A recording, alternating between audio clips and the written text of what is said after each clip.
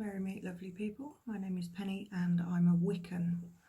Myself and Alistair make up the Wiccan Warriors. We aim to support people on their spiritual journey and have been doing so for a number of years.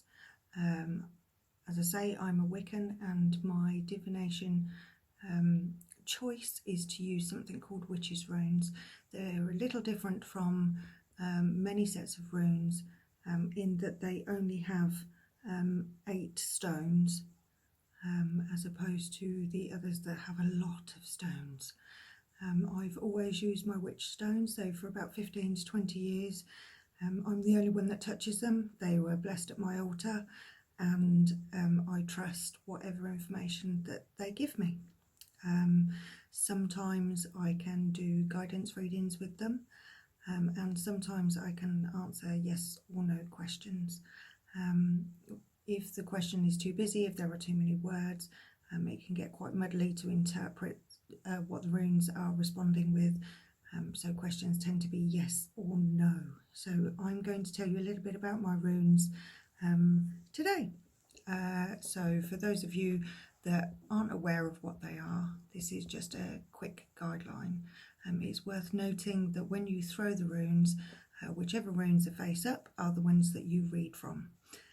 And where they fall next to each other makes a difference to what the explanation is from reading them. So the first I'm going to show you is called the Wave Rune. And the Wave Rune is usually linked to family and friend relationships.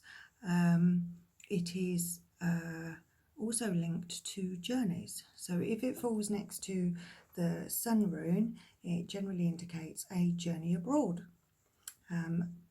It is considered to be quite a positive rune, depending where it falls, obviously.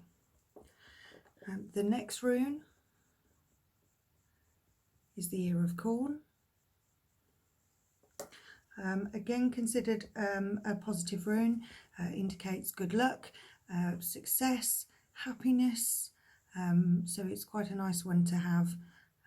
If you have a number of negative runes, it's quite good to have that as the next stage, as coming out of a negative situation.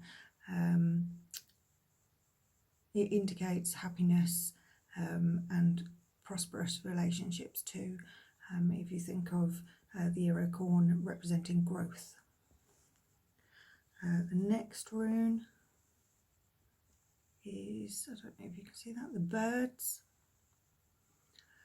The birds indicates unexpected news or change.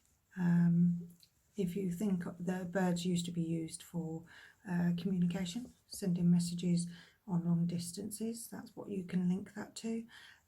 It does mean that the news could change your life significantly. It can also mean communication from people that you've lost touch with, family or friends that have moved away. So in theory that brings positivity because it's reconnection and communication. The next rune is called the Black Rune. This is considered a more negative rune, and it indicates difficulty or pain, or if you've had negative influences in your life, that will show up there. But it's worth considering that anything negative that you survive through is something that you've survived. So there is positivity that comes out of that in the end. If it lies with a more positive stone, it can indicate the end of a difficult period as well, that will become something beneficial to you, because we learn from our mistakes and our difficulties. The next one is the Sun Rune. Being the sun, automatic assumption is that it's positive, and it is.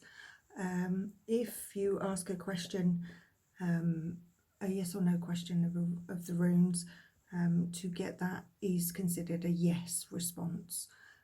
So it's very straightforward for that.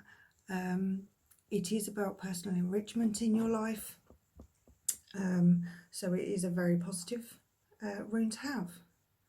The next one is the moon.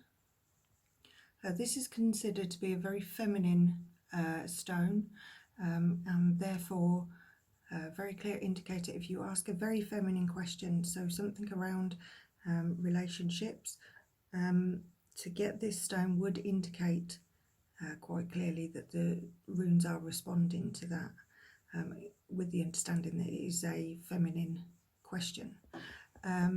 It can also mean changes, if you consider that the changes in the moon are quite significant, and it is linked to that. So if you get that, it could mean major changes are coming into your life.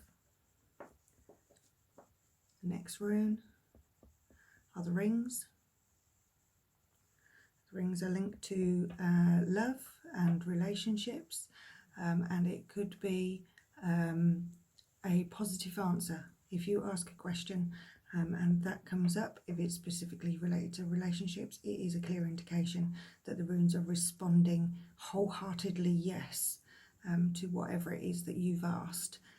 It doesn't just mean a new relationship, it could mean the rekindling of an existing relationship as well, or a renewed relationship, or even friendship if there's no relationship on the horizon. It could be friendship. And the last rune, I don't know if you can see that, is the crossed spears. It's generally considered to be quite a negative rune, and it relates to arguments and quarrels. If you think of crossed swords, generally indicate a disagreement. That's exactly what that rune indicates. Again, as with the other negative runes, to go through a negative experience means that you've got an opportunity to move into more positive times and healing. So as with most kinds of divination, it is about understanding that there could be a change to a more positive outcome and surviving the more negative things. For example, if you're having a hard time at work, it could mean the end of that difficult time, and you may even get a promotion. It could be that if you're unwell, you could be moving into a period of recovery, whatever that recovery may be. But the runes are pretty easy to interpret, and it's about how they fall next to each other in relation to the information that you're asking for or the guidance. So that's the 8 witches runes. In the coming days I will be doing some live readings through Facebook, and I'd love it if you could come and join in. You can send us comments asking specific questions, and I will aim to give you a response, or as many of you as a response as I can. If it's a more in-depth reading that you want, I'm going to need you to contact us through our website, through our email address, which is wiccanwarriors.co.uk, and there is an email facility there.